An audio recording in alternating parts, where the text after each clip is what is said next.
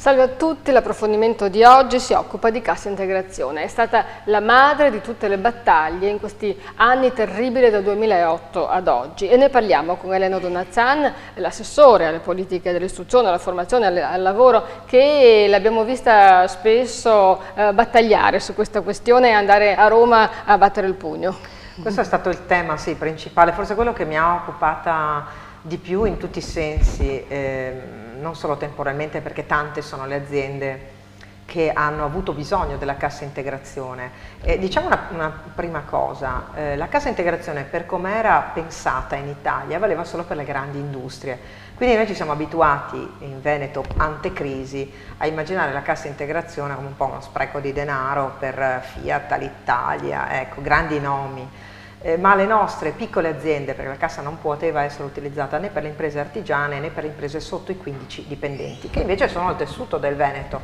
Allora noi ancora con il ministro Maroni, sottosegretario Sacconi, si riscrissero le regole e si introdusse quella che oggi conosciamo tutti come cassa integrazione in deroga per le piccole realtà. Ebbene, questa cassa ha permesso a centinaia di migliaia di lavoratori in Veneto di poter avere, a fronte del calo di mercato, di difficoltà dell'azienda, un sostegno al reddito legato appunto all'ammortizzatore sociale, con la cosa importante della cassa integrazione che il rapporto di lavoro tra lavoratore e impresa rimane, quindi non c'è il licenziamento che è la rottura di questo rapporto.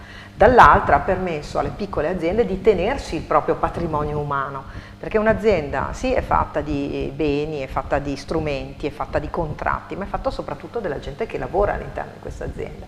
È chiaro che i migliori lavoratori, se non hanno una garanzia, al primo segnale di crisi trovano un altro posto di lavoro, ma se noi non avessimo avuto la cassa integrazione in questi anni, ecco, avremmo avuto un impoverimento anche delle aziende stesse.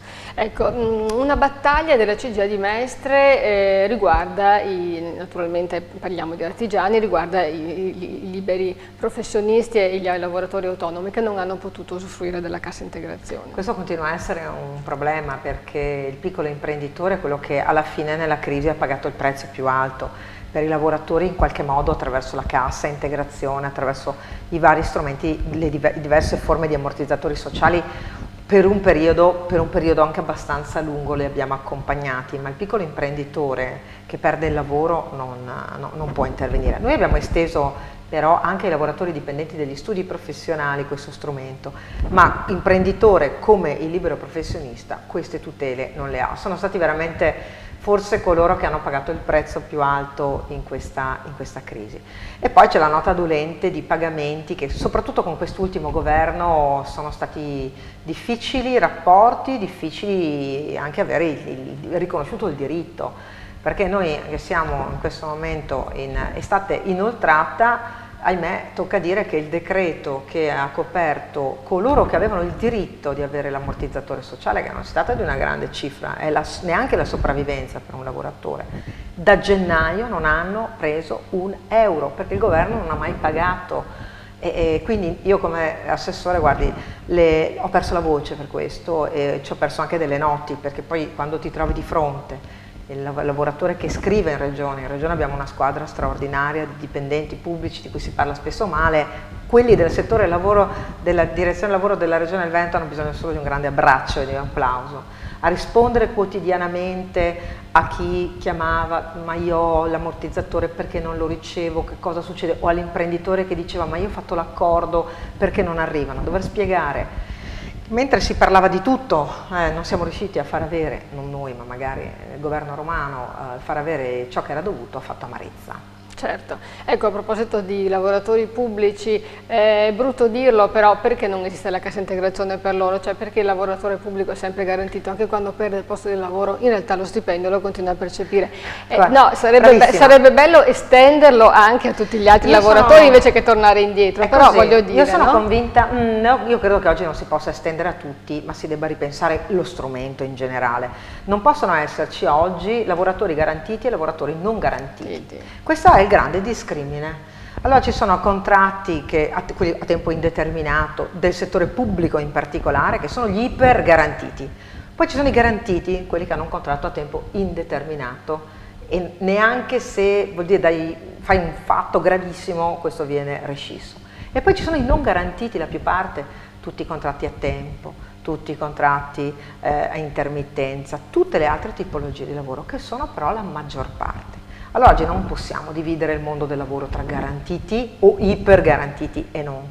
Io lo dissi prima del presidente Renzi, feci proprio un'uscita sui dipendenti pubblici della regione e mi permetto di darle anche questa, così faccio un po' una confessione. Io sono rimasta molto male perché una parte dei dipendenti pubblici della regione aveva scritto una petizione dicendo che l'assessore al lavoro, cioè la sottoscritta, li aveva offeso gravemente. Io avevo detto che mi spiace di non poter premiare i bravi e cacciare quelli che non lavorano. Delle mie strutture firmarono quasi tutti, tranne la direzione lavoro, che sembra la mia preferita, no. E sapete perché? Perché forse hanno a che fare proprio con coloro che perdono il lavoro, allora non si sono sentiti offesi dalle mie parole, perché, e l'ho detto anche in una lettera aperta a coloro che avevano scritto e a tutte le strutture, ho detto: voi sapete bene qual è il collega che a fianco a voi marca visita e vi fa rabbia non poter richiamare o dire che, perché peraltro siamo dipendenti pubblici. Ho detto: voi siete dipendenti pubblici, io sono pur pagata bene una lavoratrice a tempo determinato, ogni 5 anni vado a casa se il voto popolare non mi consente di tornare nelle candidature che vorrò fare, vorrò avere. Ho detto: voi siete i garantiti, dovete essere ancora più disponibili rispetto agli altri, perché questo mondo è finito. Belle parole, speriamo che appunto servano, perché abbiamo ogni giorno esempi terribili di burocrati che invece ne approfittano, no? E questo è il punto. Grazie Elena Donazzan, grazie a tutti voi per averci seguito.